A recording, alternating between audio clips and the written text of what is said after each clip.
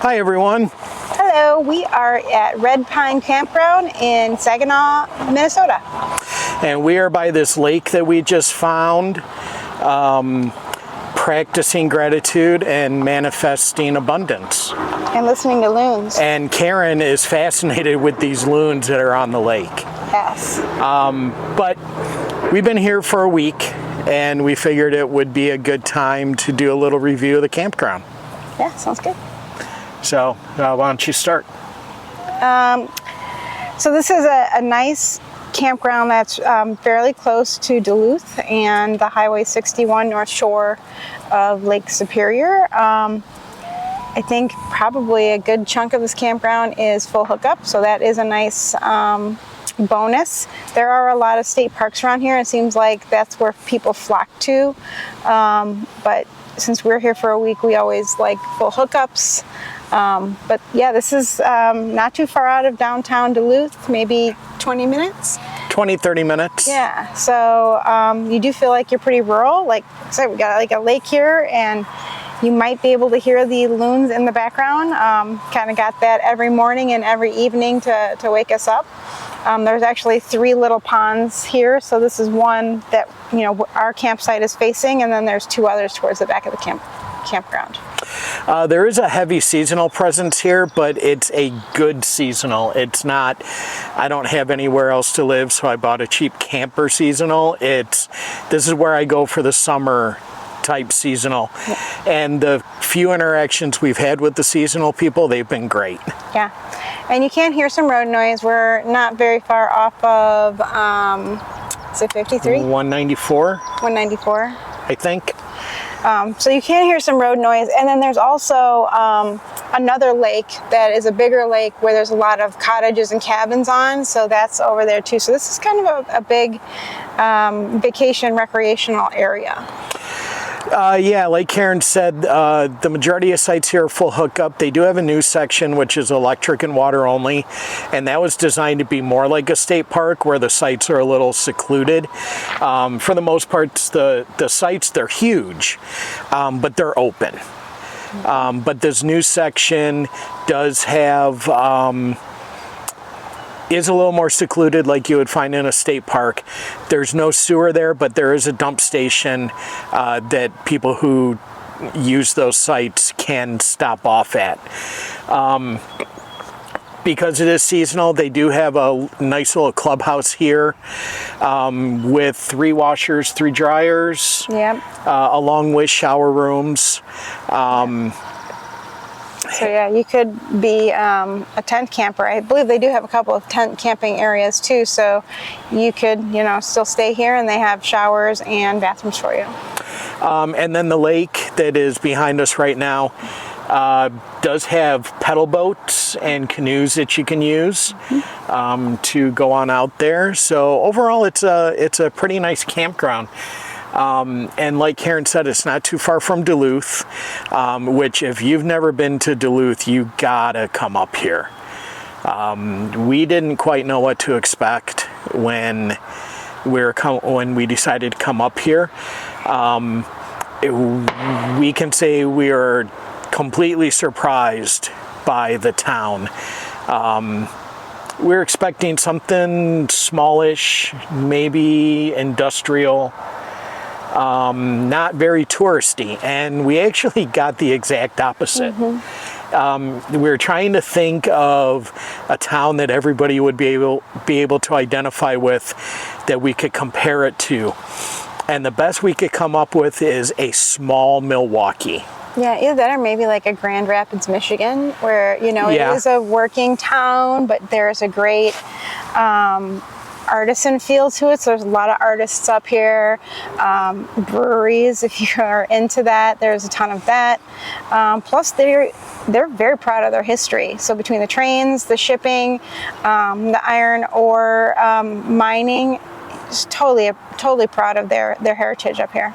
If you're into big boats like the freighters that sail on the Great Lakes, this is definitely the place you want to be. Duluth is the 3rd largest port in the United States, and it is also the furthest inland port that ocean-bearing ships can reach.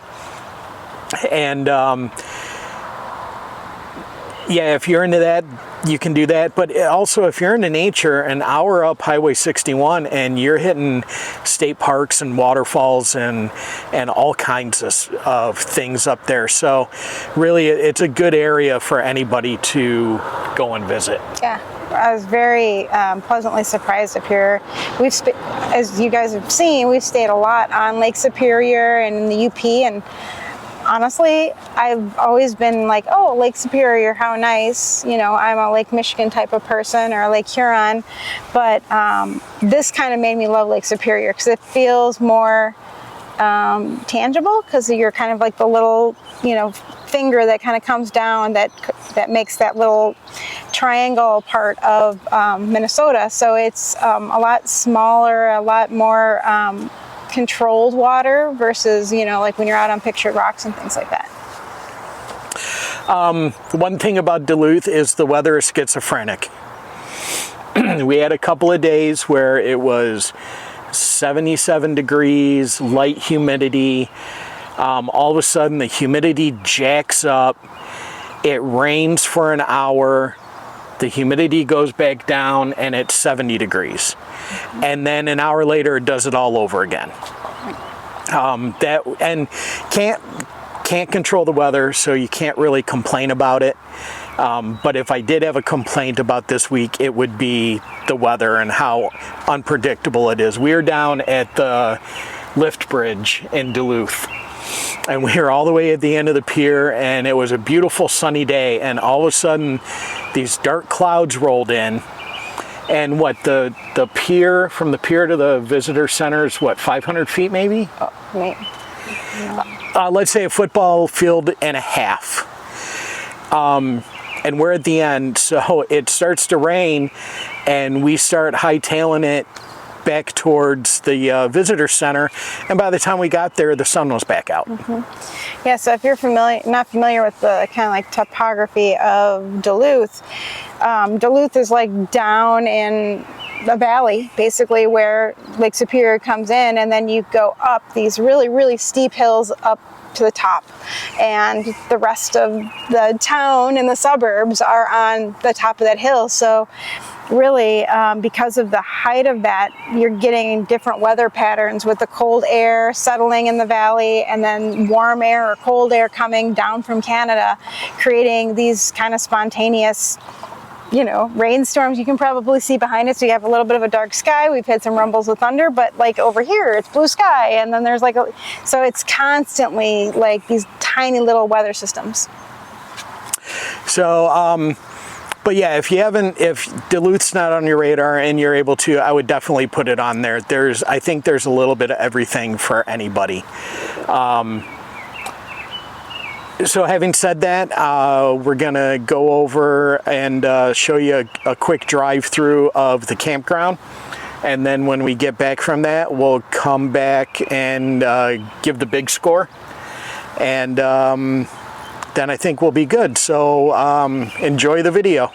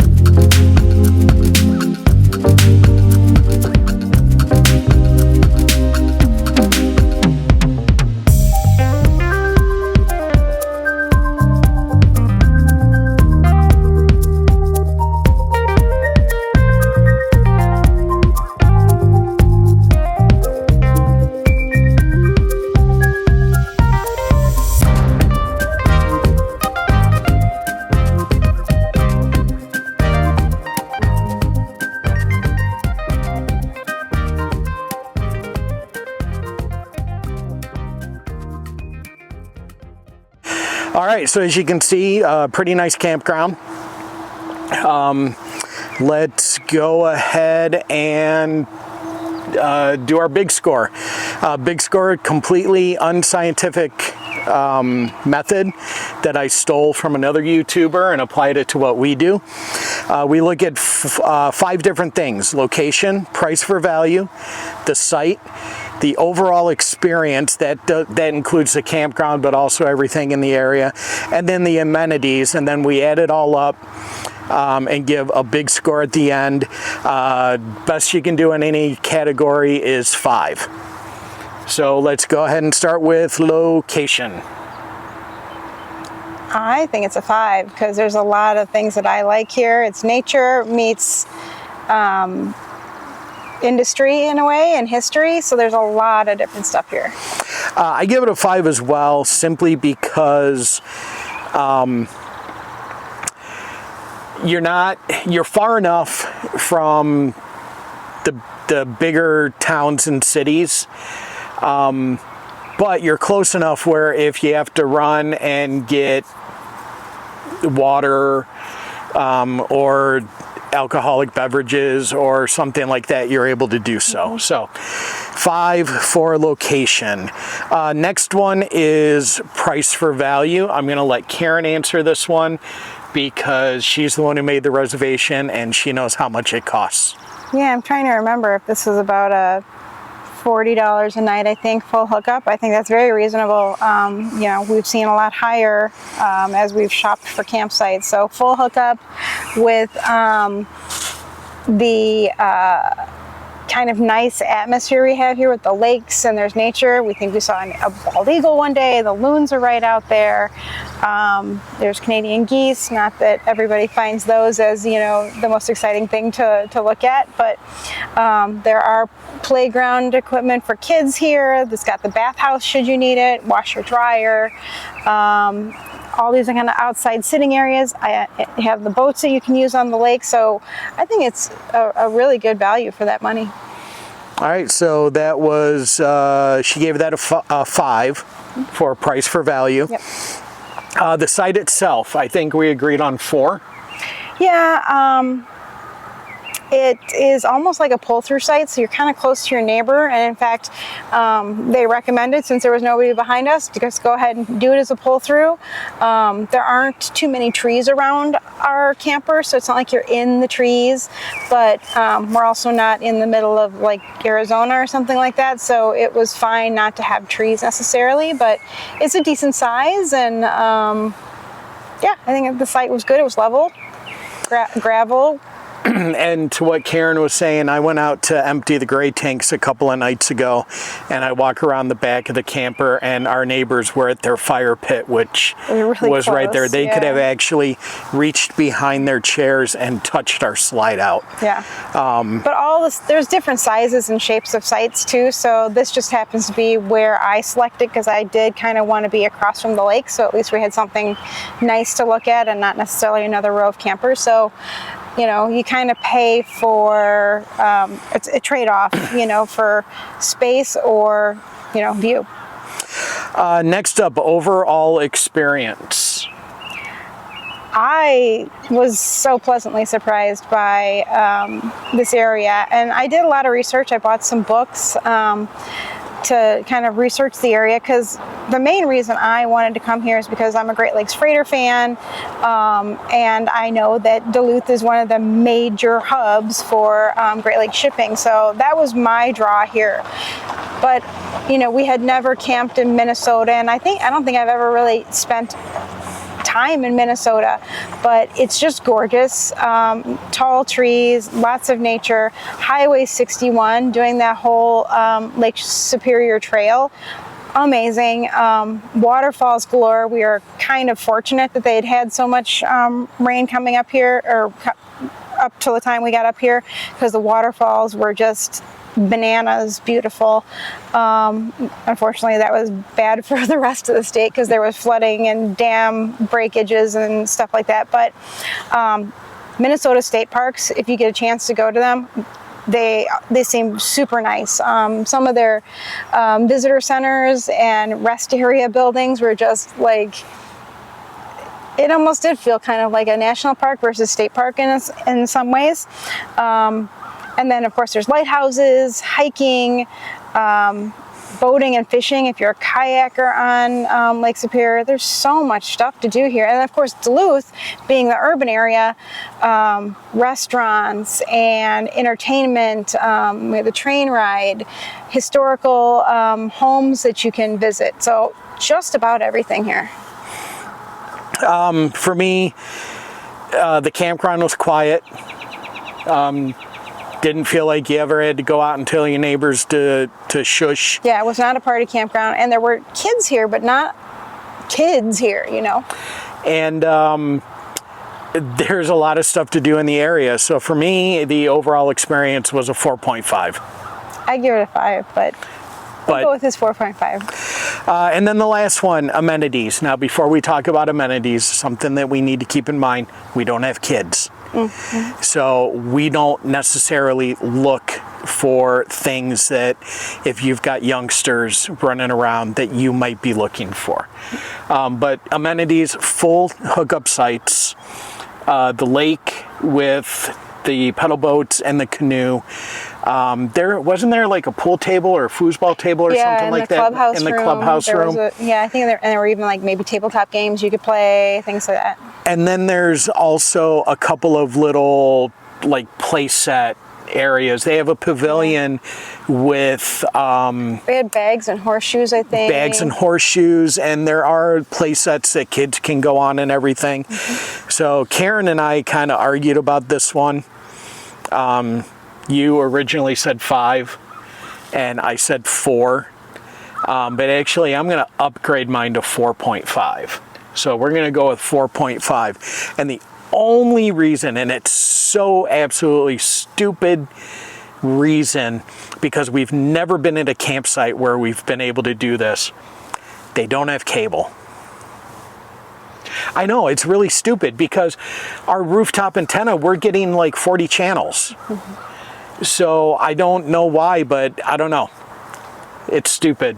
So yeah, we're going to go with 4.5. So what that comes out to is actually, I think this is the highest big score we've ever given out, which is a 23 out of 25. So yeah, I was very pleasantly surprised about this area, the country area, Minnesota. Just beautiful. And real quick before we wrap this up, because we haven't mentioned it yet, we have Verizon.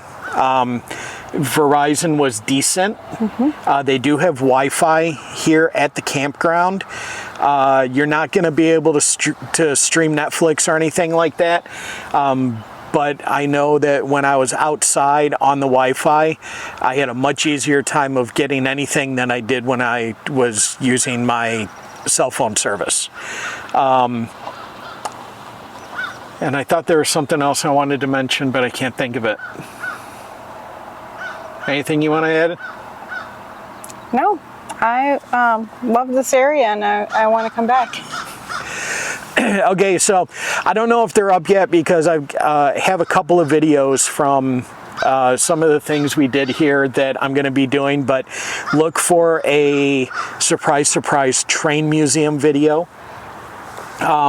We also did a lighthouse. I'm not 100% pleased with the way that footage turned out, but I'll see what I can do with it. We may have that. We did catch a couple of ships, one ship leaving Duluth and one ship entering.